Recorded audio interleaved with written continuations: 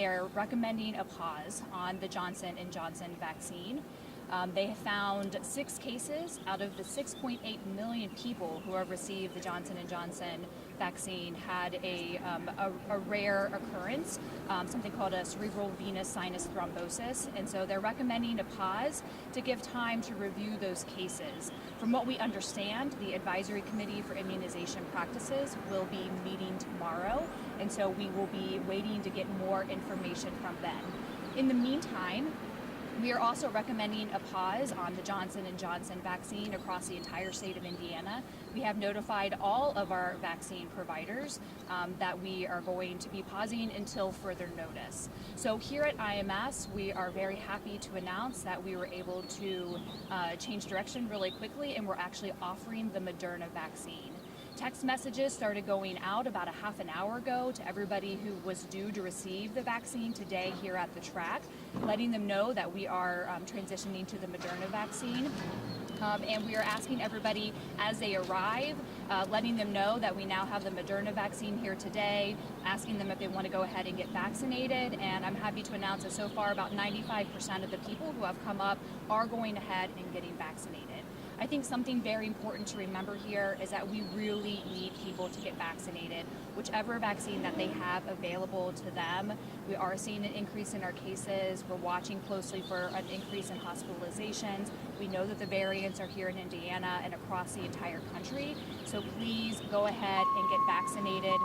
Like I said, just a pause in the vaccine with the Johnson & Johnson right now, awaiting further notice, and that these were just 6 cases out of the 6.8 million Johnson & Johnson that have been given across the United States. So I'm happy to answer any questions. How much is this going to hurt the big picture, the big vaccination effort going on across the state?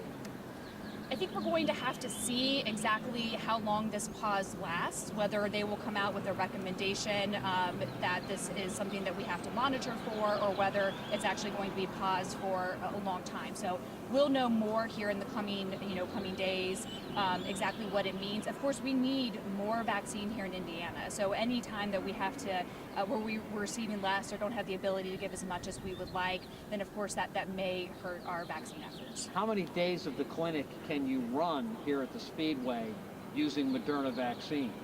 So our team is going to be meeting later today. We have access to both Pfizer and Moderna from several different avenues, things that we have planned for in the future that we can transition and use the vaccines right now to put in arms. So as soon as we know a little bit further about how long this pause will last, and we'll put further statements out about what our plans are here at IMS. Does this change your protocol? Because when people were getting Johnson & Johnson, it was one and done, but now you've got to change the protocol here today because you're going to have to get scheduled for the second?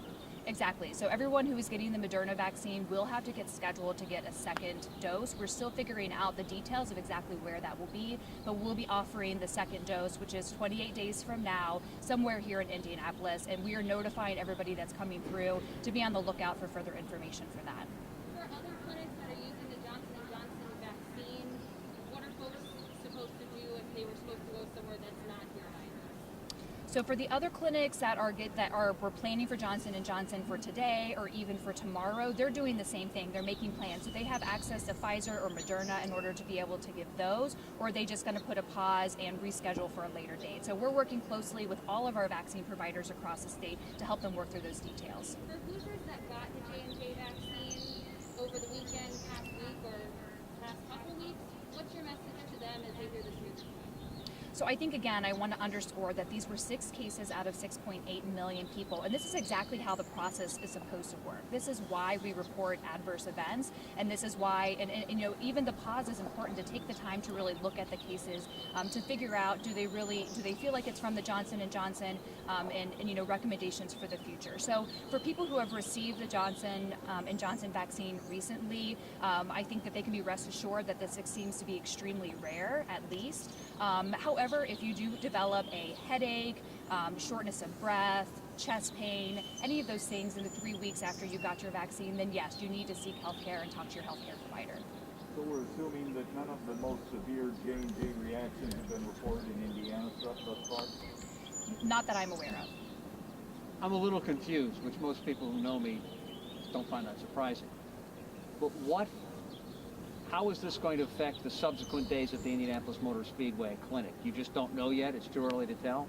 So we just found out, like I said, this morning exactly what's going on. So our team is going to be meeting and planning out whether, we're going to transition every single day to one of the other vaccines over the next, several days while we're here, or whether we're just going to wait it out day by day. We know that we have a 10 o'clock report out from FDA and CDC. We know that the Advisory Committee for Immunization Practices is meeting tomorrow. So I think we'll know a lot more in the next couple of days. How many folks have come through IMS and been vaccinated as part of this program thus far?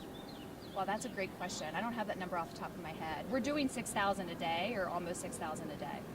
Last question. For those that have appointments later this week here at IMS or later this month, do you recommend they make appointments elsewhere? So right now, I would plan to keep your appointment. So we're going to do everything we can in our ability to have a vaccine available to people who want to come out here to IMS and get vaccinated.